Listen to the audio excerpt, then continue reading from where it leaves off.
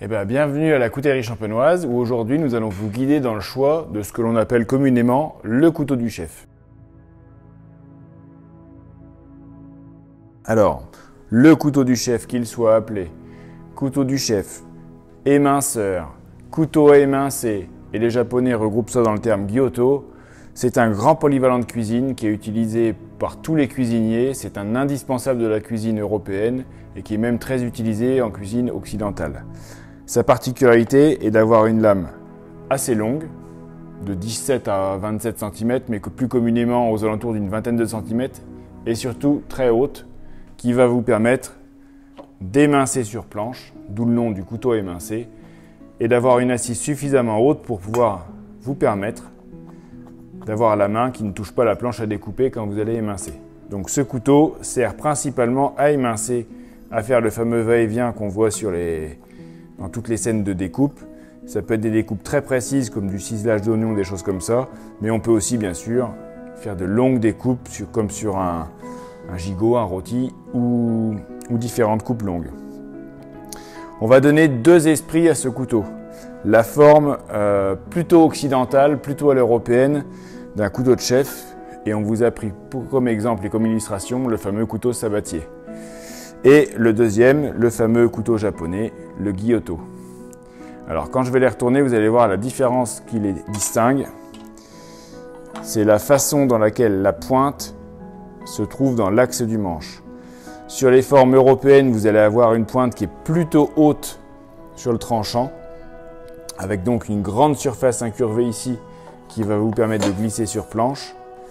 Et souvent on retrouve la pointe dans l'axe du manche, à peu près.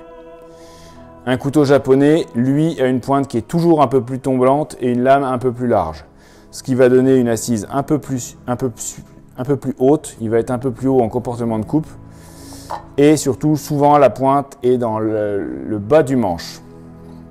Ce n'est pas sans rappeler les autres fameux couteaux japonais qui sont le Santoku et le Kiritsuke, qui eux ont vraiment une pointe qui tombe au-delà du manche.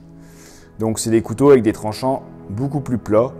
Donc il faut considérer que le gyuto a un tranchant beaucoup plus plat qu'un couteau de chef européen. Ça se voit sur cette illustration.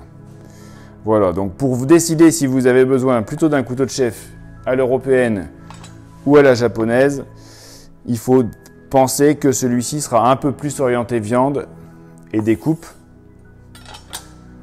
et la forme japonaise vraiment un superbe éminceur.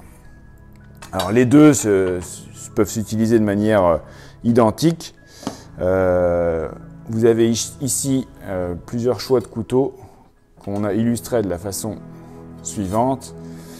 Donc le prolongement de la pointe avec la parallèle au dos, et souvent, surtout sur les lames courantes, on a sur les formes japonaises des pointes dans le bas du manche. Sur certaines lames très très longues, comme ici un chef en 27 cm de chez Tojiro, effectivement on a une forme un peu plus européenne. Et les couteaux de chef sont aussi proposés sur des lames de 15 qui sont très appréciées par les utilisateurs, comme des couteaux très maniables qui peuvent permettre de faire un petit émincé sur planche, un ciselage d'oignon et même désosser une petite volaille. Et bien sûr couper le saucisson et tout ce qui est partage d'apéritifs. Souvent effectivement ça se ressemble, on a les pointes qui sont axées vis-à-vis de la philosophie du couteau, plutôt japonaise sur le bas du manche et à l'européenne dans l'axe du manche. Donc il n'y a pas de mauvais choix dans ce type de couteau-là, vu que même certains fabricants proposent les deux. Kai propose ici le chef en 25 cm avec la forme européenne, donc la pointe surélevée. Et nous proposons, nous, le même couteau avec 1 cm en moins, avec une forme beaucoup plus japonisante, vraiment proche d'un gyuto. Alors, ce couteau-là, le couteau de chef, est vraiment un incontournable à avoir dans sa batterie de couteaux de cuisine.